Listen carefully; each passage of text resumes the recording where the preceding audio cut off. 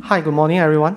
My name is Alex Liu. I'm currently the Client Services Manager for IEEE Asia. So what I do is I travel across and share my experiences on IEEE Explore products, as well as conducting sharing sessions, workshops on how to prepare the manuscript, how to publish with IEEE. Something like what we do today, of course, given that our professor has much more experience in terms of editorial as well as review process. So mine would like a mini workshop. So without further ado, I will give you a very quick introduction on IEEE itself as well as the background. Then I will hand it over to Professor for the actual authorship section. After our lunch break, I will be giving us a very quick dive on IEEE Explore, the new features, updates, as well as a set of tools and platforms that we have made available to our researchers and authors that will help us for the research process as well as preparation for manuscripts. So that's for that. Now, although we say this is IEEE authorship workshop, but actually IEEE covers much more than just authorship publishing. We are currently the world's largest professional membership associations. We have members across the globe, about 160 plus countries. The number is slightly less than the United Nations, but I believe that's the aim we are trying to raise on. We have over 1,800 annual conferences every year, and the benefit of so many conferences, it provides platforms for our researchers to communicate the ideas and to learn from each other. It's also a very good platform for our authors to submit their manuscripts. So you can submit to journals, and you can also try to submit as a conference paper. That's also a platform for publishing. We have a lot of publications indexed in IEEE Explore. We have obviously over 190 journals. And IEEE journals, no doubt, they are in high quality. Citation impact factors are always high. The mission for IEEE is for advancing technologies for humanities, in that sense that our members are joining the societies not only for the professional communications and networking, but also a mission to share the experience and knowledge to bring things better for the society and for other peoples. So every year we have a Medal of Honor. IEEE Medal of Honor are quite a prestige award, and the award winners are people who are important innovations in either in technology or engineering or innovations, obviously. So what we have and what we do for our publishers or our authors, we provide platforms and sharing sessions, workshops, help them to publish technical papers. In this sense, we are referring to the original research of the technical research output, which provides a summary of the research. And we also work with other publishers to or indexers to provide index of our published works to them so that your paper will be indexed across the globe. This is a simple summary of for submissions as well as acceptance for journals for authors from Australia. As we can see that the total number of submission has been keep growing as well as the total number of acceptance. Now, some people will say, hey, if you look at the percentage, it seems like not many accepted. But to be honest, if we compare to other countries, I would say the percentage is pretty good because IEEE journals, especially, they are known for high rejection rate. Not because of the quality, but because of the aim and scope of the journals as well as the quality of the journals. It's something like a good universities where a lot of people who will apply for the universities, and obviously only the top-notch ones will be selected. So generally, IEEE submissions from Australian authors has been continuously growing. The same goes for the acceptance as well. So we talk about the publications, the number of publications. We also talk about the qualities, obviously. And this, in my words, I will call it like exam results of IEEE journals. And we are not the examiners. The examiner is from another organization, Clarivate. They provide an annual journal citation report. And how these journal citation reports are based on other researchers, how many times the researchers has been citing the papers from those publications. Now, we look at IEEE journals, and bear in mind, IEEE has less than 200 journals. So it's like less than 200 students or less than 200 athletes. How does the exam result look like? We look at the top journals in traditional areas such as electrical, electronic engineering. No doubt, IEEE has to be the one on top. We have 22 out of the top 25. And even in areas like computer science, cybernetics, imaging science, some of the IEEE journals are also performing very well in the top range. And if you look at the champions, right, the gold medal winners, a lot of us are actually #1 in terms of publications, and that's actually one of the reasons. Well, a lot of people are submitting to us because everyone wants to submit the top-ranking journals, and things after that. We also look at not only the citations from journal publications or conference publications, we examine the references, the citations from patents, because IEEE deal with engineering technologies which are closely related to innovations, and patents, intellectual properties is one of the ways that our intellectual property are being protected. So what this chart shows is actually we did analysis of all the US patents. We examined the reference list from US patents and look at where the references are from, which publisher those references are from. It turns out IEEE is #1, as it's shown in the chart that it's leading far ahead of #2, #3, and the followings. So it shows a close relation between IEEE technical publications, journals, conference papers, standards, and innovations, which are the innovative ideas or designs that are implemented in industries. IEEE has a lot of conferences growing every year, as you can see, and these conferences, as I was sharing earlier, they are platforms for authors to submit the papers. They're also platforms for researchers to communicate and networking with each other. And one of the good things for conference paper is they talk about recent development, and that's one of the platforms for us to know what's currently happening in the research industries. So the benefit is all the papers, IEEE journals, conference proceedings, all of these publications are indexed in IEEE Explore platform, and IEEE Explore Digital Library, the content platform that offers all these content, are subscribed or accessed by top government agencies, research institutions, universities, as well as corporations. So not only academians in the universities, but also practicing engineers, subject experts working in the industries. They are also referring to IEEE technical publications for the R&D research in the industries. The total usage for IEEE Explore has been keep growing, and IEEE has done a very good job given that we are non-profit organizations. We actually open our index and abstracts metadata information for free, which means even if we're accessing from home, we may not have the full text access, but we definitely have that access to all the searching functions, all the metadata, all the abstracts. So it gives us, as well as the other researchers, the availability to access IEEE publications, at least in the beginning stage. This is what our core content for today. We are talking about the authorship. We will start talking about the publication choices, as well as choosing the right audience. How do we structure the paper? How does the submission review process looks like? And we'll also be talking about open access and the impact factors when we are choosing the particular journals. So that's basically the major content which will be handled by our professor. My part will come later after the lunch. We'll be sharing with you on IEEE Explore, the content platform where we can use it for our research as well as preparation for manuscripts. So before that, generally when we are talking about publications, we have a few choices. The major ones will be journal publication as well as conference publications. Now, journal publication, they usually covers the whole research process. It covers the original research with the questions, methodologies, and all the original results, which means the whole research cycle is completed. While for conference proceedings, it is all right that we have some preliminary results, and we have some discussions, and we can report it in a conference paper. As for IEEE, we all know that IEEE journals, the quality is very high, it's well cited. On average, the citation is about 3 times more than the conference papers.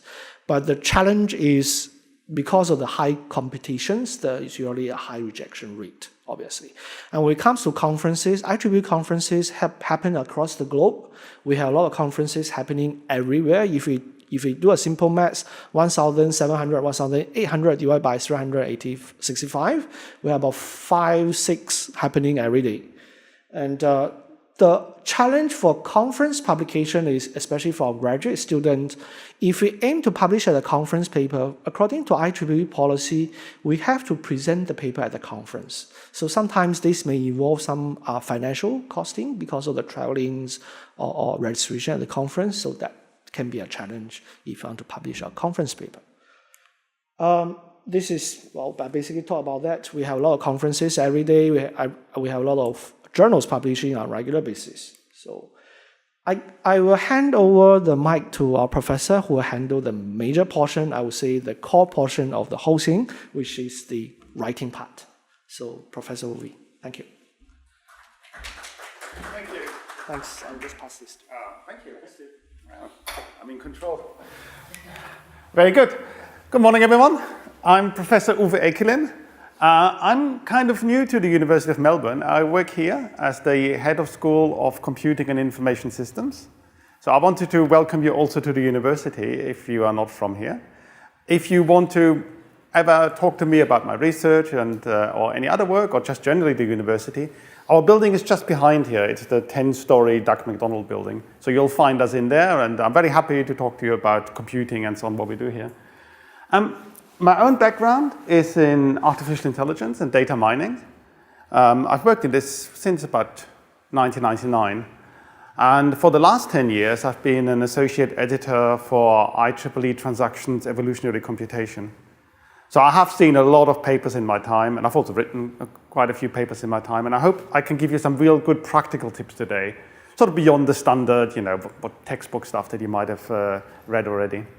So my colleagues here have prepared quite a few slides for me. I've also added my own material to this, but of course there are going to be other questions and things that you want to know.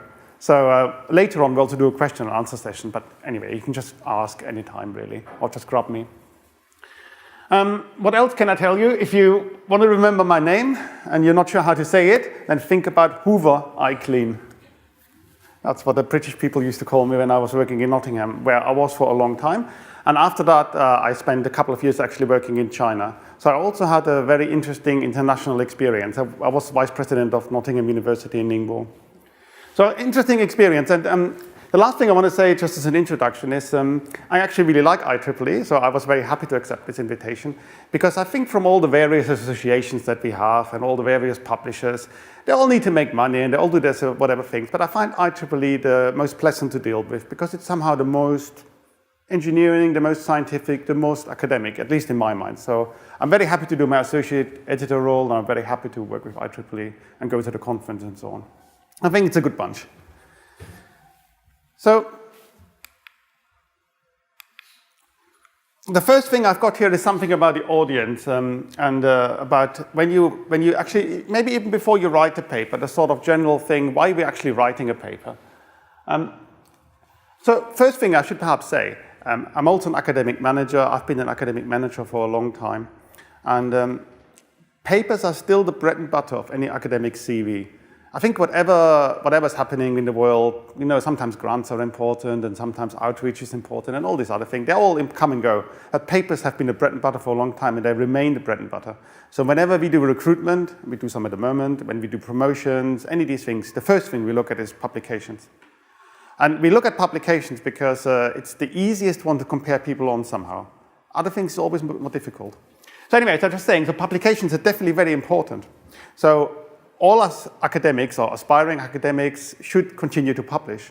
But then there's this dilemma. When we're writing papers, what actually is the point of writing papers? Are we just writing them to put something in our CV? So that's the first thing. Or is there something more to this? Now, I have been through my academic career myself, and there was times when I was like, oh, I need one more paper to get my promotion, or I need one more paper, whatever, this kind of thing.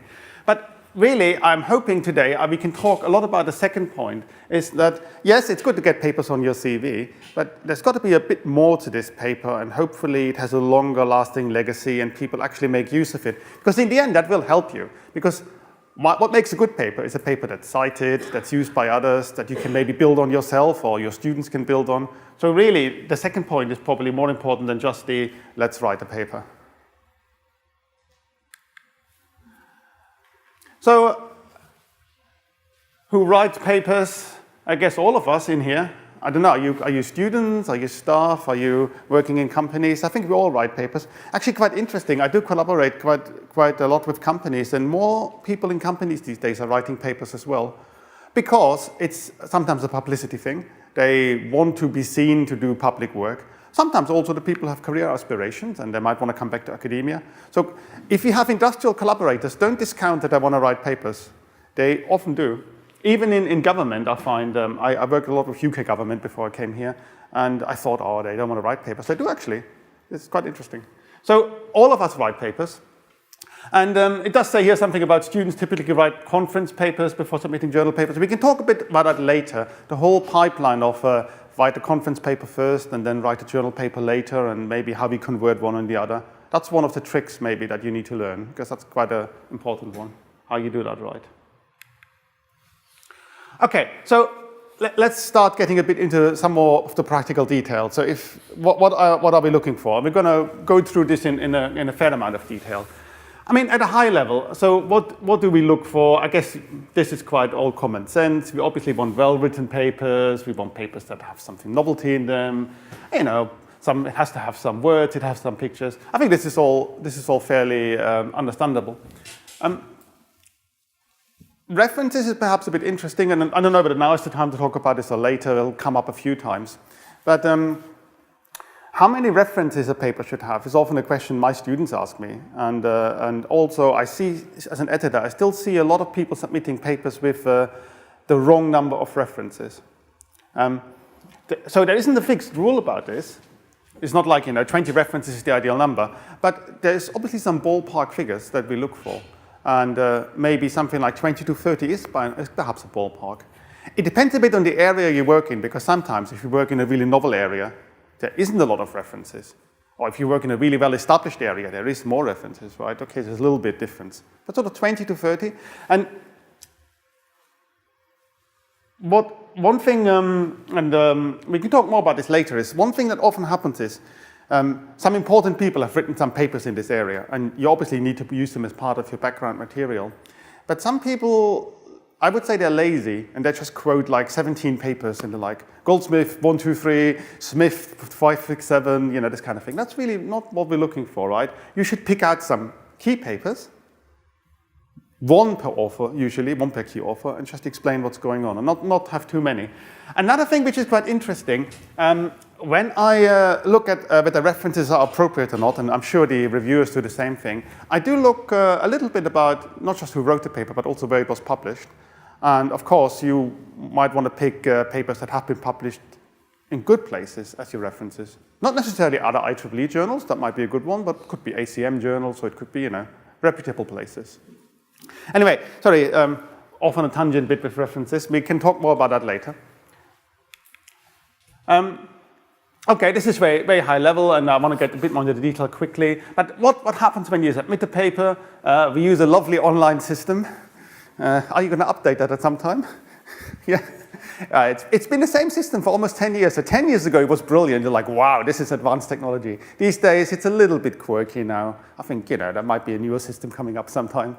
But anyway, it still works okay. So papers go into this online system, the manuscript online system, basically. And there's a certain flow that the paper goes through. It probably goes not to the editor-in-chief, first of all. It probably goes to an assistant of the editor-in-chief, first for some very basic checking, make sure there's actually a paper attached, that kind of thing. Then it goes to the editor-in-chief.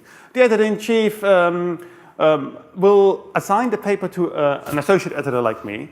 And they do this because they know us very well. I mean, I've been an associate editor for 10 years. I actually work with 3 editors now. They change every 4 or 5 years. But, they know you. They know I roughly am interested in AI, data mining. Evolutionary computation actually is my original area. So they know what I'm interested in. So when a paper comes in, they have a quick look at it. And if it's broadly in my area, they might give it to me. I can't remember how many associate editors we have. Maybe we have 20, something like this. So we all covered slightly different areas, usually 2, 3 more or less in the same area. So paper comes to me, and then from me, it goes to the referees. And this is something I really want to talk to you about, how I choose referees. I think that's a very interesting thing for you, which you may not know how that works, and how you can influence how I choose referees. That's really something we want to cover, because that's one of the keys, I think. So I choose the referees. Paper goes to referees, the reviewers take their time, eventually read the paper, hopefully send back a review. That then comes to me, I read the reviews. Again, we need to talk a bit about this, what happens at that point, we'll come back to that. After I've done the reviews, I actually write a short report for the editor. Not very long usually, maybe 1 page or something like this. And I try and summarize what the reviewers have said. And I also come up with a recommendation, and broadly the recommendations are this. I think there might be some subcategories that is actually like accept with minor change and this kind, but broadly it's basically accept, resubmit, or reject. And I then send that off to the editor, and it's the editor makes the final decision. I think in all the 10 years, there was only one time the editor made a different decision from me. So usually, that just goes straight through. And the thing is, what I write to the editor, you might not see, because that's just my summary of the review. Sometimes the editor will pass it on, sometimes they don't. There's not usually any secret information in there. It's just a summary, basically. So that's why it's often you don't see that. So when you get an email back from the system, I know that it says something like the editor's comments and the associate editor's comments, and it might look like blank. It doesn't necessarily mean there wasn't any comments. It just means they weren't passed on to you, just because there was no additional information in this. Okay, and then, yeah, like I say, the editor-in-chief makes the final decision. You get an email back, and hopefully it's champagne rather than tears. So, okay, let's start to talk a bit about the nitty-gritty of all of this and what makes my job as an editor interesting or frustrating, and how you can help with all of this. Let's start with one of the first ones. I mean, when I was a more junior academic and I submit my own papers, what always frustrated me was, why does it take so long for people to review my paper? Can't you just give me the reviews? And I kept bugging the editor, where's my review, where's my review? So I just want to tell you what actually usually is the bottlenecks, just for interest, you know. And then later maybe we can talk about how you can help with these bottlenecks. The first one is something I had to learn as an associate editor. So I used to think, well, if I ask 3 people to review the paper, then I get 3 reviews back. Well, surprise, surprise, that's not how it works. You ask 3 people, they might not respond. Or sometimes they respond and they say maybe, or yes, or some response actually don't know what it means. Or sometimes they just say yes, but then they actually forget about it, or they get ill, or they get just very busy. So one thing I had to learn was, when I need 3 reviews, don't ask 3 people. I need to ask approximately 5 people. That's the sort of ratio that it works. It depends a bit on the paper, and it depends a bit on the reviewers and how you know them, and so, this is, it's some sort of guesstimate. Sometimes I have to ask more than 5, and sometimes I could ask less than 5. But usually 5 is my starting point.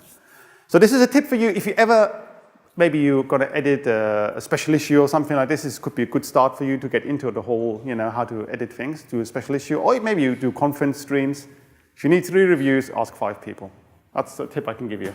So anyway, so one thing I had to learn was I had to actually ask enough. And unfortunately, I think if you end up with a new editor or a new associate editor, they may not yet have figured this out. So sometimes an editor doesn't ask enough people, and then the whole thing rumbles on. And in the end, you end up with 1 review, and you can't make a decision with 1 review. And then you have to go back, and that can really delay the whole thing. So anyway, that's just one thing for you to know. Second one is, that's what I already said, actually I ask 5 people, they all say, yeah, I'm going to do this, and then they actually don't.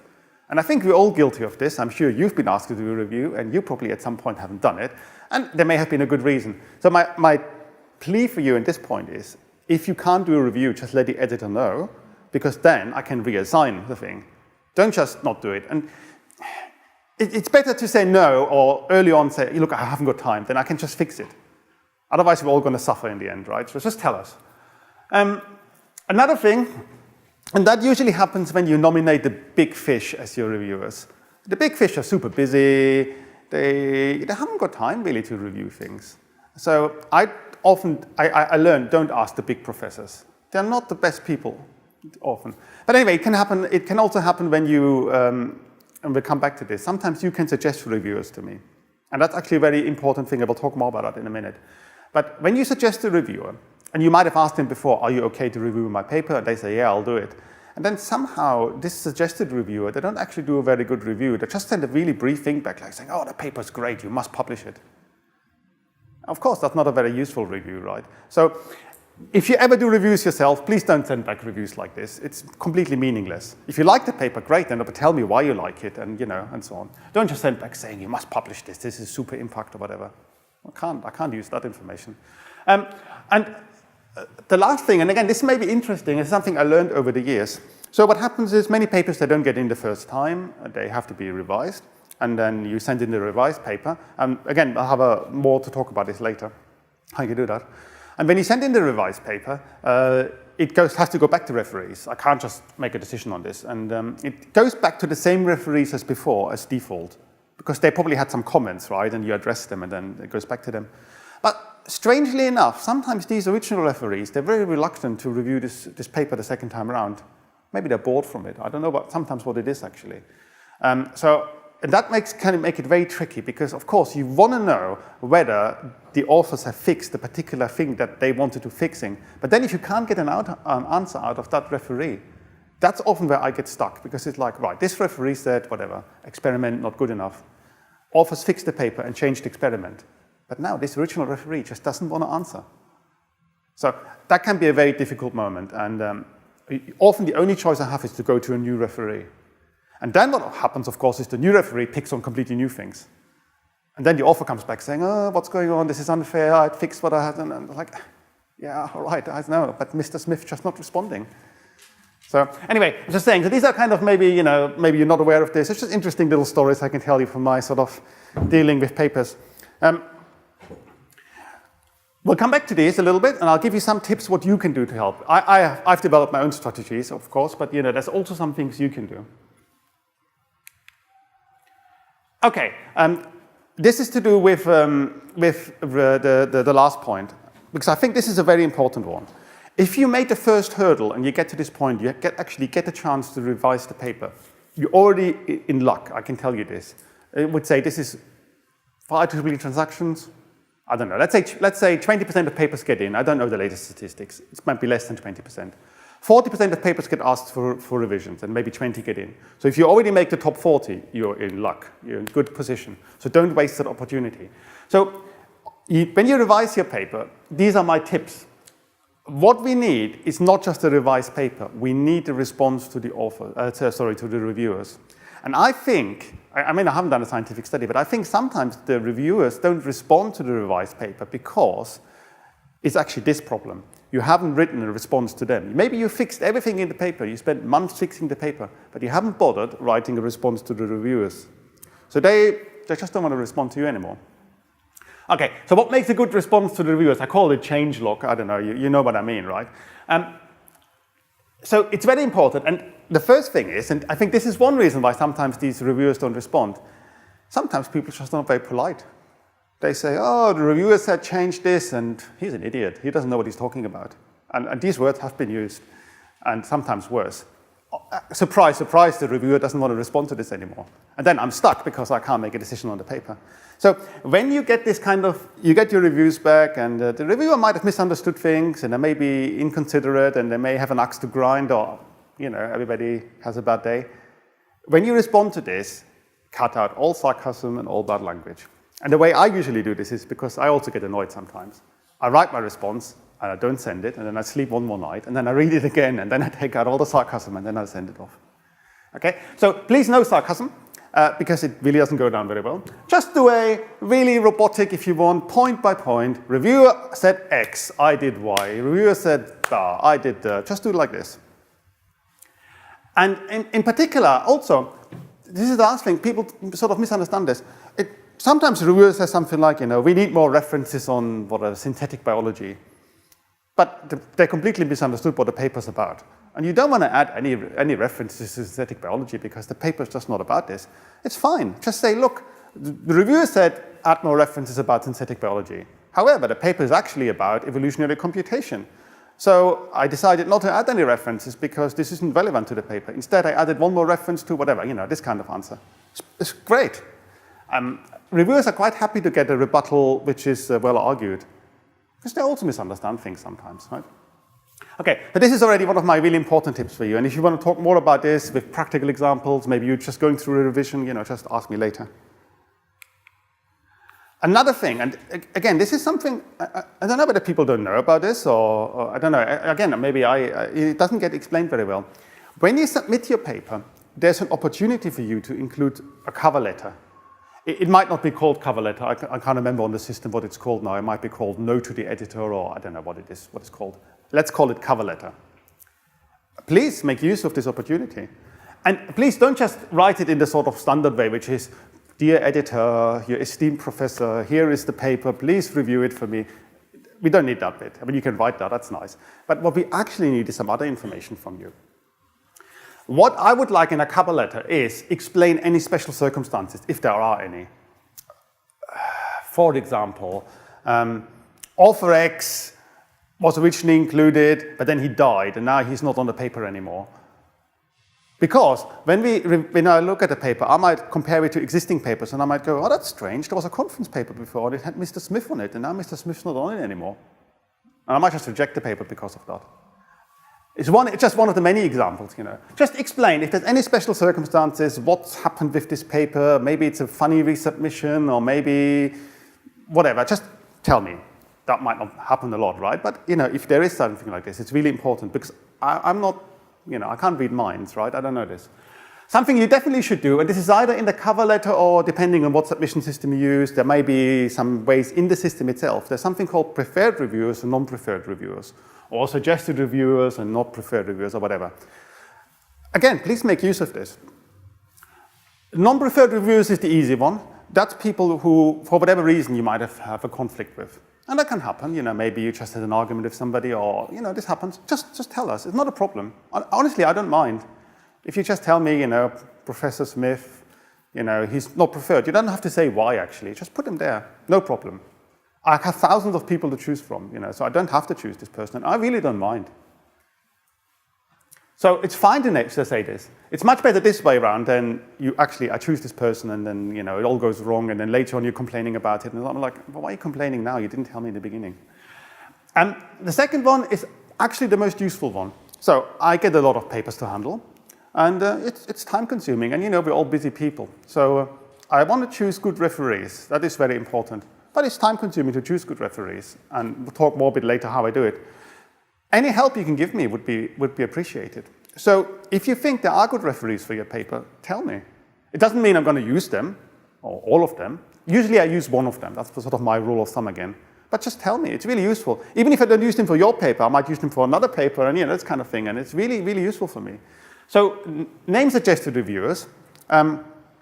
Obviously, we'll talk about ethics a bit later. You shouldn't choose people that you're closely working with, you know, your former supervisor, this kind of thing. You shouldn't do that, because I will notice this kind of thing. But, you know, suggest some people, and this is really helpful. One tip for you, if you do that, don't suggest a top professor in the field, that kind of thing. Because I told you already, they're either not going to respond, or if they respond, they're going to just send something really brief, which doesn't really help. Just choose good people in the community that you trust and that you think they give you a fair review. I'd love to have these names. If you do that, the whole process will be quicker, and you're more likely to end up with good quality referees, and so on, and less delays. Okay, let's talk a bit about why papers get rejected. I have the sort of vanilla information here from IEEE, and I'll add my own comment in a minute. So why does paper get not accepted? Yes, it's not a good fit. So, you know, you send a synthetic biology paper to the IEEE Transactions and Evolutionary Computation. Yeah, it sounds a bit similar, but actually it's just not in scope, right? So it just goes straight back to you saying, sorry, no. Often this doesn't happen in that way. What often happens is somebody does use, say, and I'm using my journal now because I know it very well. Somebody does use evolutionary computation, but it's really tangential to the paper. It's really a paper in geology or a paper in whatever library studies, but then they optimized one parameter using evolutionary computation. And when I see a paper like this, I just think, okay, there is some evolutionary computation in there, but it's really like this. It's not the right place to publish this. So the paper goes back, and when the paper goes back for that reason, it doesn't say anything about it's a good paper or a bad paper. It just says, sorry, it's not the right place. And I do that because I know exactly what will happen. Even if I send this out to my referees are just going to send it back to me as well. And they're going to say, I can't review this paper. I'm not a librarian, or whatever is necessary, right? So if you get back a paper because of this, don't sulk. It's just, you know, it just means you send it to the wrong place.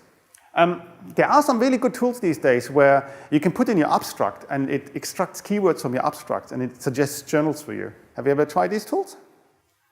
So if you're not sure where to send a paper, I mean, obviously talk to your supervisor, talk to other academics, but there are actually some online tools these days that help as well. All right, okay. And then, of course, the other reason why the paper gets rejected is it's not good enough, basically. And well, we can talk a bit more why it's not good enough. You know, is there some scientific flaw, it's not written well. Also, of course, something about, you know, there has to be some novelty, and we'll maybe come back to about a conference paper issue there in a minute, because that's perhaps the most relevant. And of course, yes, sorry, you can always be unlucky. It is possible. People just misunderstand. And if I get 3 reviewers back and they all misunderstand, but I can't perhaps tell they misunderstand, then I may also misunderstand, and then you might be unlucky. I'm not sure that happens a lot, but possible. Okay, let's talk about my sort of twist on all these things, which is the things that I notice sort of more practical, what's going on and what's causing issues. English. It's not my first language, but I learned it for over many years. Maybe the same for you, it wasn't your first language, or even if it is. In any case, please, when you submit a paper, submit it in proper, good English. I cannot tell you the amount of papers I get who are really written in a bad way. And you know what I'm going to do? I'm going to send that back to you and say, no. I don't want to waste the reviewer's time, because I know what will happen. The reviewers will read this, and they will go, oh, I had to fix 55 grammar mistakes. I give up. They're annoyed. They don't even want to review another paper of me in the future. So I'm not going to send a paper written in poor English to somebody. So when I get a paper, and what I do is I do read papers that come to me as an associate editor. I may not read every page in every detail, but I read usually the first few pages in detail. And one of the things I do is I count English mistakes. And if I go beyond 5, paper goes back. Right? So please fix the English, because you'll have to fix the English. No journal will ever publish the paper in bad English. Sometimes people think, oh, let's save a bit of time, let's get the reviewers to fix my mistakes. That's not how it happens these days. You got to fix the mistakes, and you might as well fix them the first time around, otherwise it just wastes time. So fix the mistakes. Now, if maybe English isn't your first language, or it's not your strength somehow, then what can you do? Well, co-authors. Most papers are written by multiple people these days, and if English isn't your strength, maybe the other person can help. Or get one author that can help. That's usually the most practical solution. Also, you might just work it, even if somebody is not an author, maybe just a member of your team will do it for you. If you can't do that, there are actually professional proofreading services that you can use. I'm sure IEEE can suggest something, but I can suggest something for you. You may have to pay a little bit of money for this, or again, maybe there's some trades you can do with them, maybe you do a job for them and whatever. But anyway, that's something else. Anyway, the point is, please fix the English first, and it's just really important. People sometimes still think it's not important. It's very important. No matter how good the science, if the English isn't good, it just goes back. Right, let's talk more about details of what's in the paper. Okay, I'm sure we've all seen papers, we're familiar with the sort of general structure. I'm not sure I need to say much about this. Personally, I'm not very pedantic on this, by the way. Should you have a results section separate from a discussion section, separate from a finding section, or can they all be one section? Honestly, I don't mind. Whatever. It's the content that counts. Sometimes giving it a stronger structure can help with your writing, right? Some people, if you write these sections separately, that might help you. But some people can write it nicely together. Honestly, no problem with this. What I would always suggest is to have a methodology section separate, because methodology should be all the methods that you use, but they are neutral. They can be used in other places, right? So it's not your own method so much. It's the neutral methodology that can be replicated. And that can be very useful to pull it out, because just for people to reuse what you've done, they can just look at that part of the paper and can then use it. That's why it's very useful, I find. But this part I don't really mind. We'll talk about that in a minute, because there is something important to talk about here. Okay, title. The title should grab the reader's attention. Describe the content of the paper using the fewest possible words. I couldn't agree more. The shorter, the better. Now, yes, of course, you can't just call the paper the algorithm or something. Then we don't know anymore what it's about. But maybe you can call it the something algorithm, and that might be sufficient already as a title. So short titles are definitely good. Don't put acronyms in the title, that's not what we mean. But try and keep the title brief. It is quite important because, again, if you think about it from an editor's point, what are the things I'm going to look at when I pick referees for your paper? I'm going to look at the title. I'm going to read the abstract. I'm going to look at the keywords. And maybe I read the first 1 or 2 pages, or maybe the last 1 or 2 pages, actually. It depends on the paper. So the title is quite important. Also, if you think about something else, and again, this maybe you haven't sort of experienced yet, when you go for promotions or job applications, you submit your CV. On your CV, all there is the title of the paper and where it's published, right? So it's really important that the title is good. So I see a lot of applications by people for jobs or whatever, and I look at, so what have they done, right? And I want to know, what area do they work in, for example? So I can tell the quality of the paper perhaps by where it's published, but how can I tell the area? Are they working in geometry, or are they working in computer science, or what are they doing? And all I've got usually is the title of the papers. And I haven't got time to look up every paper, right? So think about that. The title needs to be, it's quite important to have a good title. That's a nice little example. Yeah. So something short but descriptive. That's very nice, yes. Okay, abstract. I think every paper these days requires an abstract, and every conference paper requires an abstract, and so on. And actually, originally, I didn't quite understand why papers have abstracts. That was just me when I was a junior PhD student. I was thinking, well, we have an introduction, we have a summary. Why do we need an abstract? Well, okay, actually, not always sure why we need an abstract, because you just read the introduction and the summary. But we do have an abstract because the way papers are indexed and the way papers are stored and archived.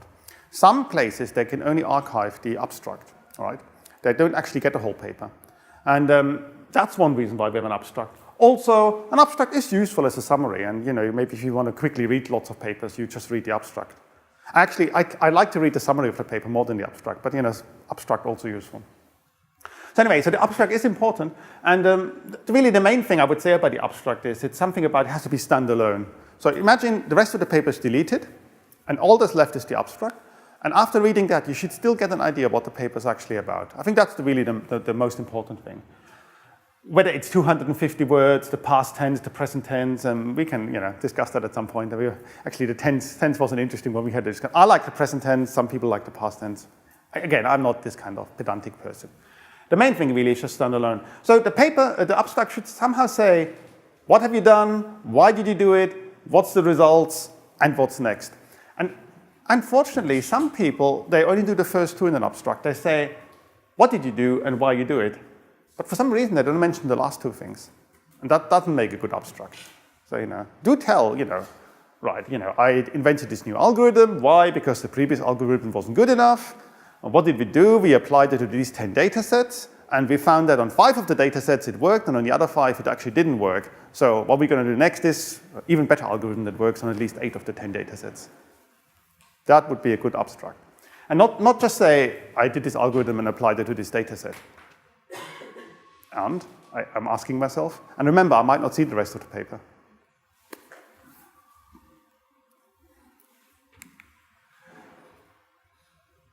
So here's a particular example of sort of the thing we're talking about, present tense, I would just do it the other way around, but it doesn't matter. Just, be consistent in your tense. That perhaps is more important. Either use the present tense or use the past tense. Don't mix them in this case. So use tense, doesn't say any results, and so on. Yeah. And again, this is quite common. Yeah, I didn't mention that. Sometimes people talk, the first section of the paper does this, the second section of the paper does this. The abstract is not a place to do that. That happens at the end of the introduction.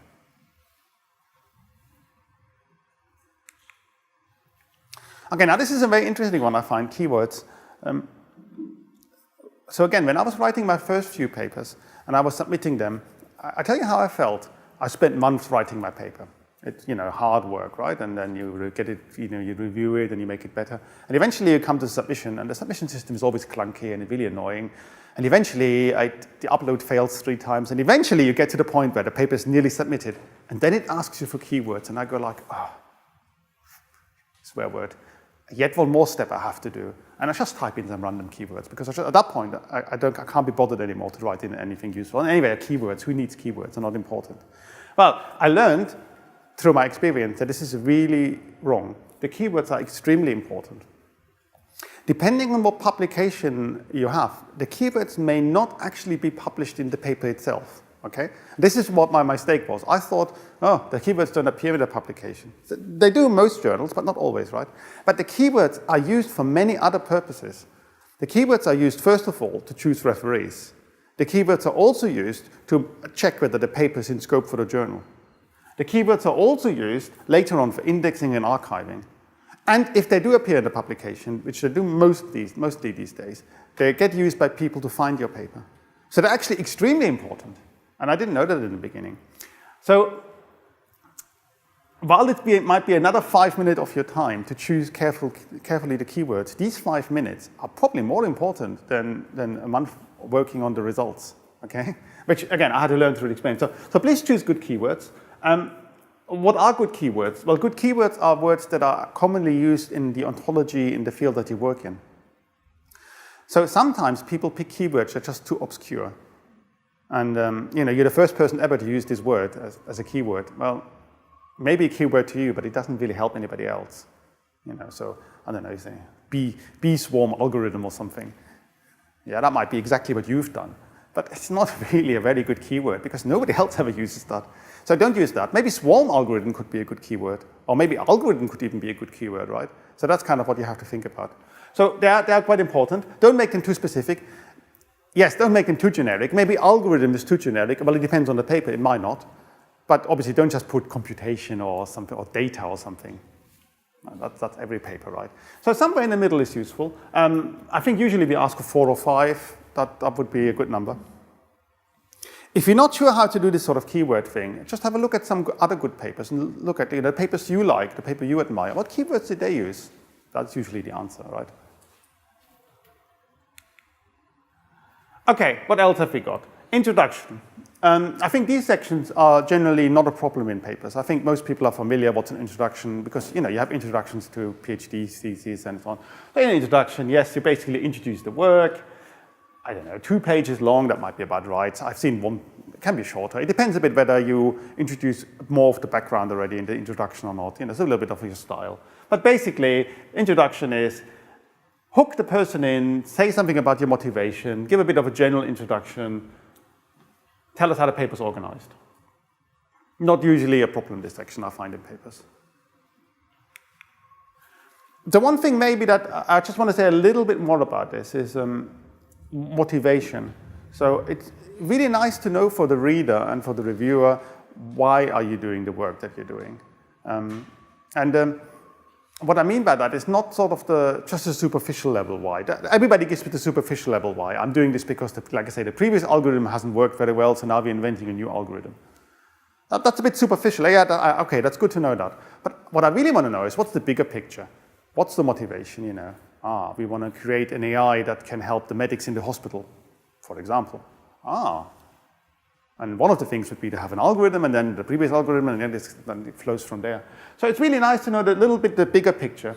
And, so yes, I want to know what's the hypothesis whether this method works better than this method, for example. But I also want to know, so, okay, if we do that study and we eventually find out, yes, it does work better. So why is that important? Does it matter? And I'm sure it does matter, but you need to explain it. So it's like the last point, who cares? That's really nice to know because this way you hook people into your paper. Because again, you need to remember when you write papers, you know what the paper's all about, the reader doesn't. And then you read the beginning of the paper and I want to know, I'm going to invest time to read the rest of this paper. And I'm going to invest the time if I'm like, medicine, doctors, I'm interested in this field. This is actually where I work. And then eventually I figure out, your algorithm actually could help me, that kind of thing. So this is quite nice. And this doesn't take long. This is just 2 sentences maybe in the beginning of your paper. It's not a lot you have to write there. Okay, methodology.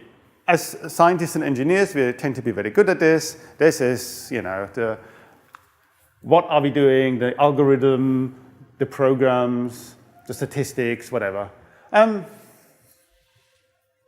It's nice if you can make figures and graphs and tables. I mean, usually tables for results and graphs are good. Figures are actually excellent if you can do it. I'm personally not so good at this, but then I try to work with people who are good at this. And really, sometimes if you see a figure of your algorithm, for example, or a figure of your system, it can be such a nice way to see how it works.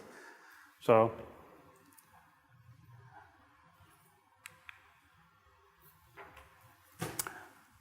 After you've done your method, after you crunch your numbers, we come to the results and discussion. And again, it's fairly clear what needs to be in here. While I said to you earlier that I don't mind whether this is separate sections or not, it can all be one section. What we do need is a couple of different things, though, right? First of all, we need the results, which is kind of the very neutral, very agnostic way of you telling us what happened. you know, this experiment, this computer, this number, this data, this kind of, the results. No interpretation as such. After you give us the results, then we need an interpretation. Okay, what does it mean? Is it good? Is it bad? It's better than before? It's worse than before? That kind of thing. And after that, we need an interpretation. It's kind of, okay, so it has worked better than before. Why has it worked better than before? You obviously had an idea in the beginning. It would work better if you put stochastic things in, then it might work better. And then later on, it works better. And then can you actually prove because of the stochastic thing it now works better? And can you see this from the results? Or, you know, that kind of thing. So it's nice to get that kind of narrative where first the bare bones, what's the results, then give me the comparison, and then actually try and interpret. And the interpretation, sometimes you can't be sure. That's okay. Just you have to give us your best shot why you think it worked. For example, something hasn't worked. Sometimes not clear why it hasn't worked. That may be the subject of future study then, right? Which is okay. But that's what I would like to hear at this point. So talk a bit about this, because this is, for my own work, it's very important, and often for the papers I get as an editor, this is also important, because I told you I get the papers which are in my area. So in my area, we often have different algorithms we want to compare. That's almost every paper works like this. We have a previous one, and we have a new one, or a series of new ones, and we want to know whether the new one is better or not. So the first thing I would say is, whenever you do comparison, yes, you might want to compare it to your own previous work. That's quite interesting. But you must also compare it with the state of the art. And that may not be your previous work. That may be somebody else's work. And that's often where papers fall down, because I often see papers that go, oh, our new results are 5% better than our old results. Yeah, but your old results were 20% worse than the state of the art, so your new results are still 15% worse than the state of the art. So, and it's not about whether you're better than the state of the art or not. Maybe you're not better yet. But at least explain it and be honest about it and tell us what's going on. Don't just not mention that bit and then hope nobody notices. Because maybe what you're developing is a brand new and revolutionary method, and maybe it's not quite achieved yet, the performance, but maybe in the future it has great potential. So I'm still interested. Right? But just at least compare it to the state of the art and tell us where you are.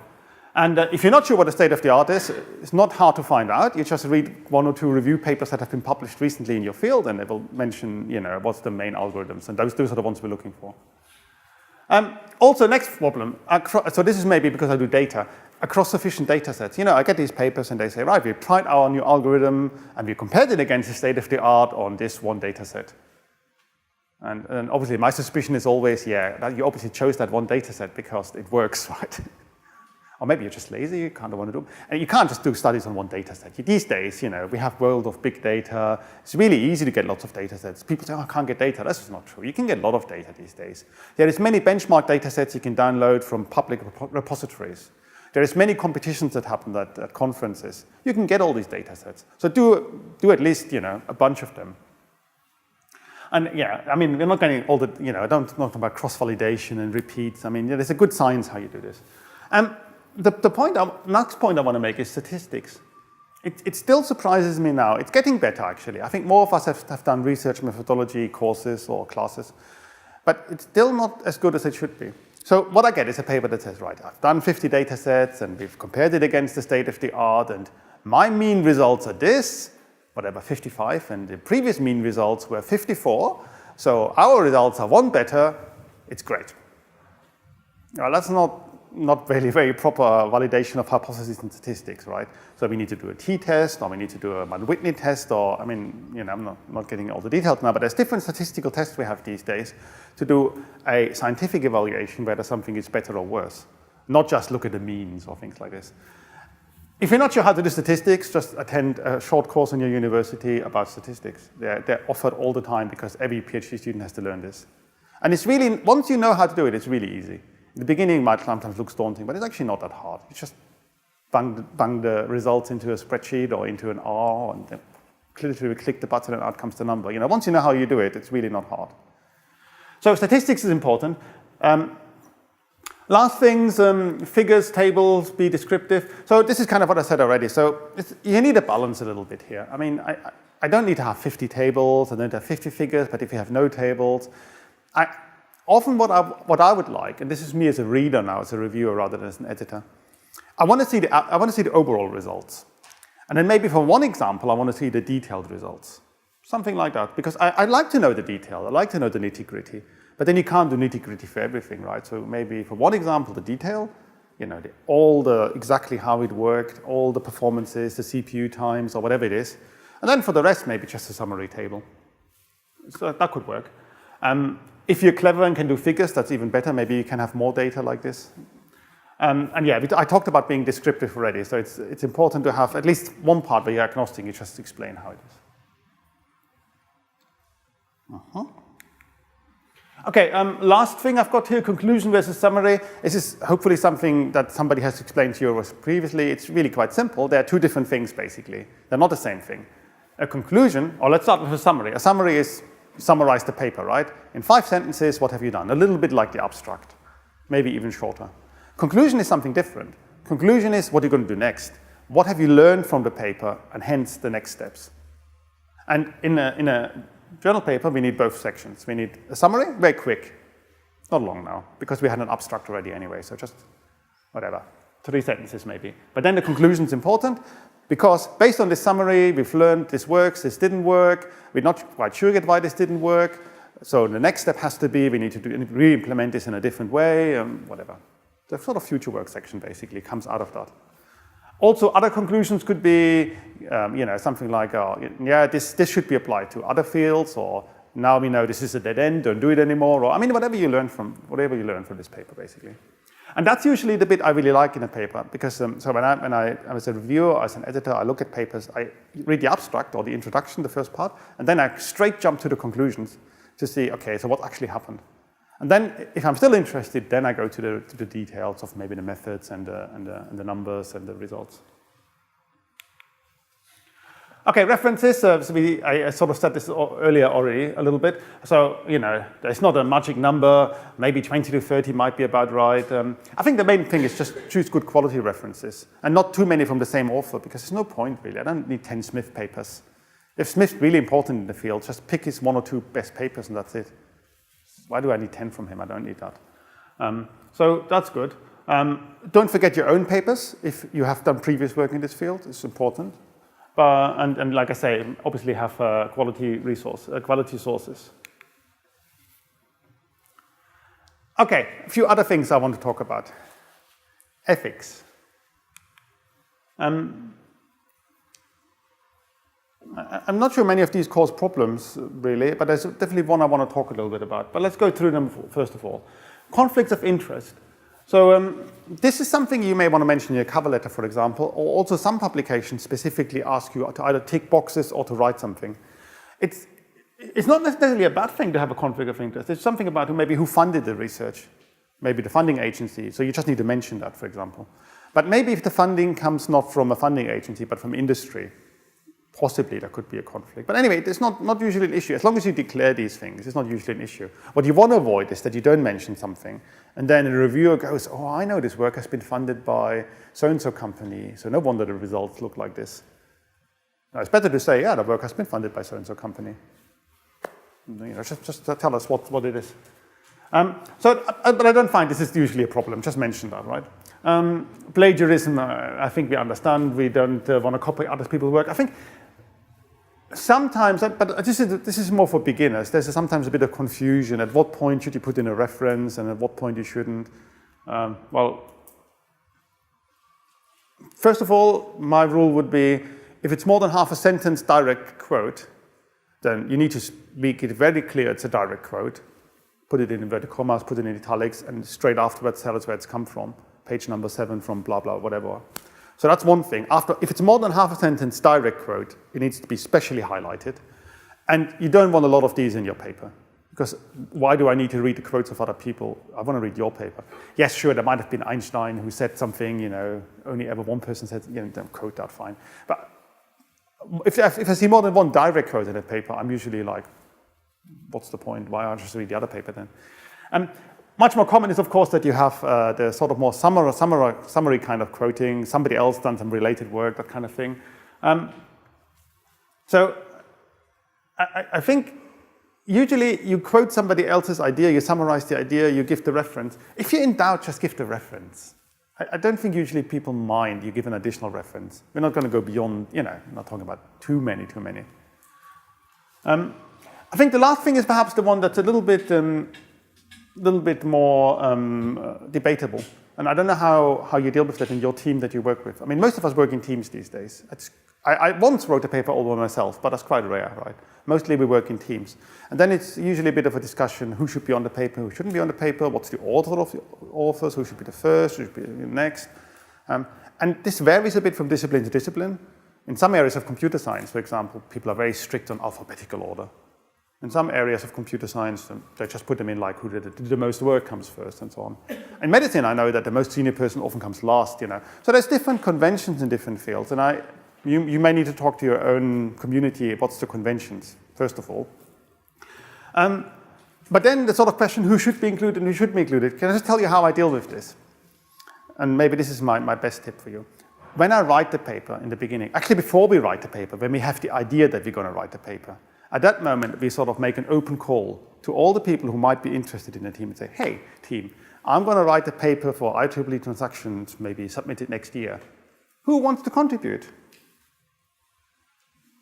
And of course, when I say contribute, I mean they have to actually do something. And then I collect who wants to contribute, and I have a discussion with them, and then once we have the people who are going to write a paper, then we actually write a paper. And that usually avoids bad feelings. It's not perfect, right? But it usually avoids bad feelings. What you don't want to get to do is, you've already written the paper, and then somebody says, oh, I want to contribute, and the paper's already written. Then what do you do? No good solution, right? And then maybe they just fix a few spelling mistakes and want to be an author or something. It's like, So before you write the paper, just say, hey, I'm going to write a paper. I'm going to extract this chapter out of my thesis or whatever. Who wants to contribute? And then if they say yes, and then you say, okay, great, then you write this section or whatever. So that's my top tip, really. Nowadays, my other summary would be I would put the main contributor first, and then sort of in decreasing order of contribution. That kind of works in my field. Who's a minor contributor? We can be a little bit generous. But if somebody really hasn't done very much, then there's always an acknowledgement section, for example, as well. That's another way of doing it. And plus, the other thing to always remember is this isn't the last paper, right? There's going to be lots more papers, hopefully, you're going to write. And then often what we do is we like in this paper, we do it like this, and then the next paper, we do it like that. And that also takes sometimes the hotness out of this debate. Who's first author? Well, how about this time it's you and next time it's me? Okay. Yes, by the way, just another thing, when we do assessment of promotions and applications and so on, we do pay some attention to the author or the order of the authors, because we do know it has a meaning, but it's not a great thing. It's not like huge influence. What I want to see usually is just a mixture. I want to see sometimes you're first author and sometimes you're not. That's great. If I see you're always first author, actually I wonder. I'm like, does that mean you're like a bit of a tyrant? You put your will on others, or? Because it's not normal, right? You can't always be the lead author. Maybe you're in that special area of theoretical computer science where they always sort people like this. Okay, fine, that might be. But if not, then actually that doesn't look good necessarily, right? So just be natural with that. Okay, we sort of covered all this already. So we said, if you paraphrase, do it properly. Like I say, don't do more than one direct quote. I think not much more we need to say about this. I don't know where's a good moment to talk about conference publications. Maybe this is a good moment to talk about conference publications. So it's quite common in my area, at least, to write a conference paper first and then later write a journal paper on related areas. And that's because we want to get our results out quick. We want to get feedback on what we're doing, and also we want to travel to Tokyo or wherever the conference is, and it's a nice place to go, right? So write a conference paper first is very common. And then we write the conference paper, and usually that's limited to 6 pages or 8 pages, and maybe double column format, or it's not very long usually, right? And then we want to do, okay, we have to cut things out. Not all the results fit in there and all this. And then after the conference, we want to do a journal paper. Also, journal paper look good on CVs, and they may reach a wider audience and impact factors and whatever. So often a bit of a question. So how do we convert this conference paper into a journal paper? IEEE's got some fairly specific rules on this, actually. I can't remember a percentage of change and this kind of thing. You can read them up. I personally don't measure percentages or something like this. I mean, My guide would be, it's fine to turn a conference paper into a journal paper. In fact, that's very important in my field. But of course, it has to be substantially different. By substantially different, it doesn't necessarily mean the topic is substantially different, because of course the topic will be roughly the same. But there has to be a lot of additional content, original content. More results, more explanations, more discussions, more references. I mean, this kind of sort of approach. Sometimes what works in my field quite well is we actually combine several conference papers. That can work really well. So maybe we had one conference paper where we applied a method to this kind of data sets, and then we have another conference paper where a variation of the method was applied to some other data sets. And then a really good journal paper could perhaps be comparing these two things together and that kind of thing. That can work well. So there's also another way to do it, perhaps. But so definitely, I would always encourage people to try and convert the conference papers into journal papers. Sometimes it's not appropriate, because maybe sometimes a short paper that's at the end. But if you can convert them, it's good. And then you have to expand them, and you have to put more things in. And you could be combining two things as well, for example. If you need guidance on this, as an editor, I don't actually mind this sort of thing. You know, if you want to submit a paper and you say, right, hey, here's my previous conference paper and here's my journal draft, is that all right or not? You can always ask that kind of question, because maybe it's not obvious in the beginning what that means. So just send them both in, or just give us the links, or whatever, and we'll look at it and we'll say, it's probably not enough difference, or yeah, that might be all right, or just ask that question. I'm happy to answer that. What happens sometimes, and I wouldn't advise you do that, is you just send in a journal paper that is an expanded version of a conference paper, but you don't mention it at all. You don't even reference your conference paper. That's very naughty, because of course I will find out there was a conference paper there in this area before, because I do keyword searches and this kind of thing, and the first thing that pops up will be your previous conference paper. I'm not happy with that. So often you must cite your previous paper. This is obvious, right? But you should also just include it maybe in a cover letter or something like this. Hope that makes sense. And if you want to know more about this specific thing, then just ask me later. Okay, what else have I got to talk about here? ORCID. Have you all signed up for ORCID? So I did it. It's another one of these slightly painful things, and you don't want to do it. But yeah, come one day, let's just do it. It is useful, especially useful. Actually, for me, for my surname, Aickelin, it's not such a problem. There's actually only one of me in the world. But if your name is like especially Chinese names like Li or something, or actually these days for most names, because there is just so much science and engineering going on in the world, it can be very difficult to pick out your papers. And that can cause problems when I do things like, I want to know what other, so you send a paper into the journal, and one check I do is, what's your previous papers? Because I want to make sure this paper is sufficiently different from your previous papers. That's always a standard check we do. And of course, to do that check, I need to know who are you. And if you don't give me your ORCID thing, then you're just going to make my life harder. And if you annoy me, then that usually hasn't got good results. So better to do that kind of thing, do the ORCID. Also, if you work in a university, this is very useful, because the whole database systems these days in the university rely on this kind of information as well. And management wants to run all sorts of statistics, how many papers has your department written, or whatever, that kind of stuff. And again, we need to know where you're in. And you might think, yeah, of course I'm in the computer department, I know. But actually, university management doesn't know that this Smith is in this department and that Smith is in whatever department. So do the ORCID thing. It's not too annoying. It's one of these sign-up processes. And once you've got ORCID, you can then link it to other things. And again, sometimes it's a bit buggy and it doesn't always link properly. But usually, eventually, after clicking 3 times, it works. And once it's linked, that's it, and you can lean back, and it works. And it basically just it's a disambiguation, which is useful.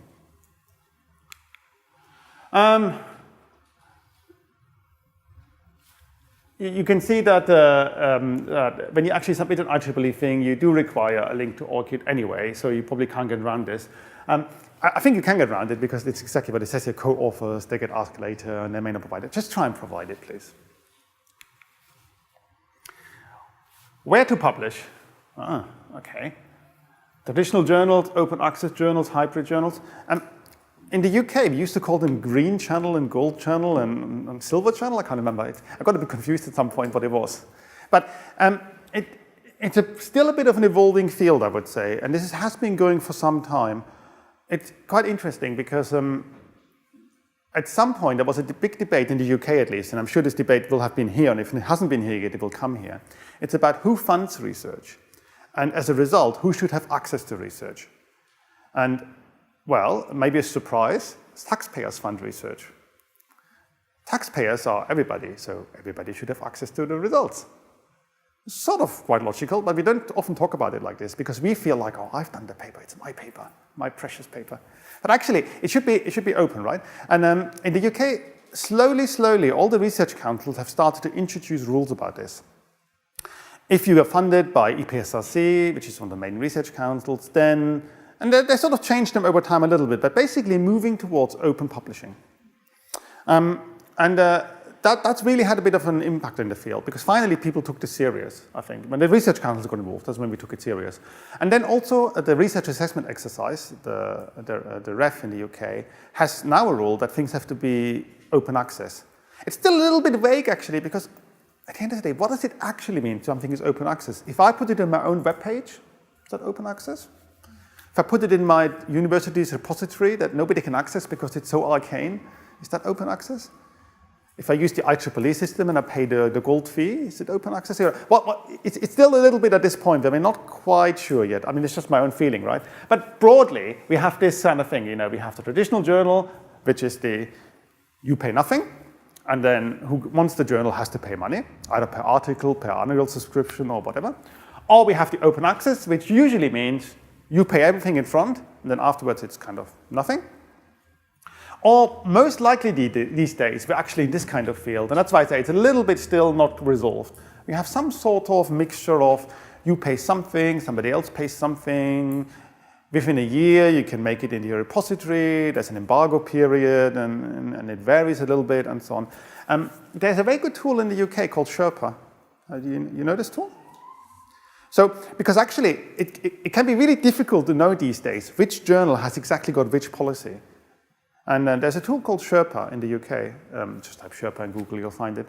And if you type into this tool the actual journal you're interested in, it will tell you exactly what's the policy for this journal. How many months is the embargo period? Is it green, gold, silver, special somehow? And there's a lot of variation still. Within one publishing house, so within IEEE, things are usually fairly consistent. But the moment you move between things, it's not. And that can have a consequence for you if, for example, let's say you've written a book chapter with Springer, and now you want to write a journal paper on a similar topic with IEEE, and you might want to use one of the pictures of this book chapter in this journal paper. That's usually when things get very complicated, and you want to know what's green and whatever, all these things. So, but luckily there's a tool now, and if you're not sure again about this, another tip I have is go to your library. Maybe you haven't been there in a long time. It's a nice place. There's some expert librarians who still work there, and they actually really know this stuff very well. So again, if you're not sure about something, is it worth paying for this? Is it not worth paying for it? What does it actually mean? They're good sources for this information. Last thing I can say about this is who pays. It's probably not you yourself in the end. It might be your department, your school, your university, your grant. Again, this varies a lot. So don't be scared sometimes if it says it costs $1,000. It might not be your $1,000. In my university, we had a fund, for example, to pay for this. This is Nottingham University. I haven't found out yet how Melbourne works, who has the funds for this. But sometimes there's advantages for the university to do more open access publishing because the work has a wider reach. So actually, it can be in the university's interest to do this. So they may actually pay for you. But like I said, I don't actually know yet how this works locally here. So open access, yes, author pays. We talked about this. You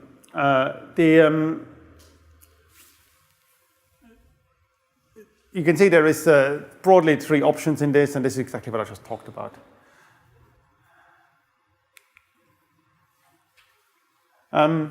I don't know. I'm not really been much to IEEE Access. I mean, I just go through my library portal usually, and from my library portal I end up in some IEEE portal. They must all be cleverly linked together somehow. So I've not directly gone to IEEE Access. But of course, I do usually end up someplace like this through the library portal. And then if you're subscribed to this, you can just download the paper, which is very handy, and you can search and so on. And I'm sure our IEEE colleagues can tell you more about how that works. Okay, impact factor. This is sort of a debate that probably has been had to death already, but still, again, at least maybe a little bit, just to talk about sort of practicalities. Are we depending too heavily on impact factors?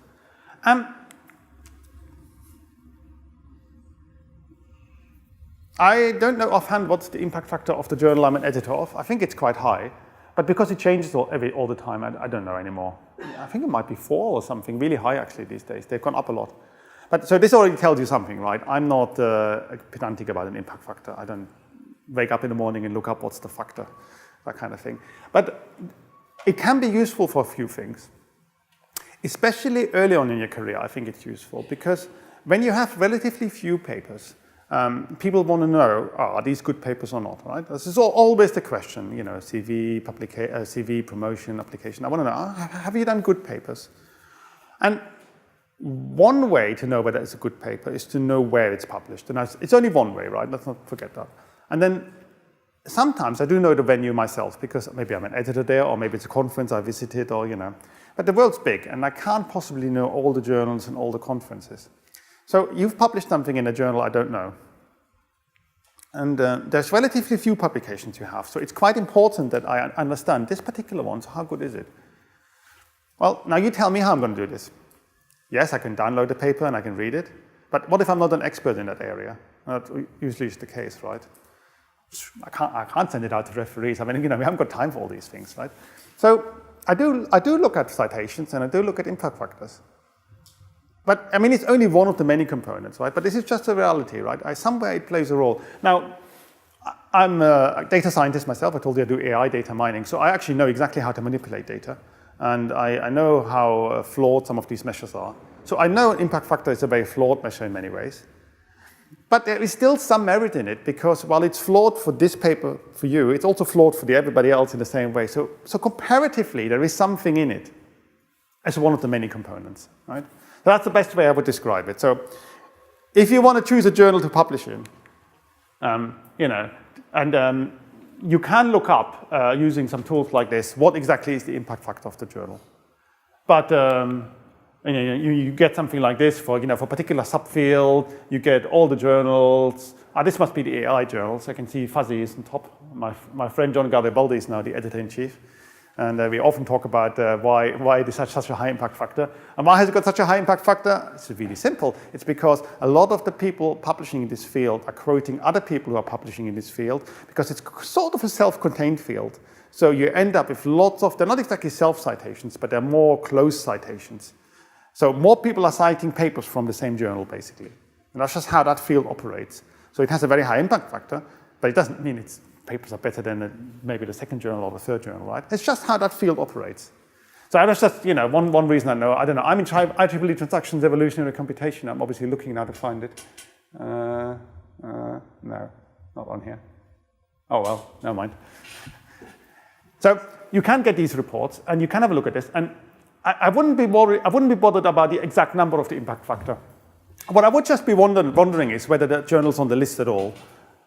Because to get an impact factor, a journal has to go through various quality assurance regimes. It's kind of a 3 to 5 year process for a journal to obtain an impact factor.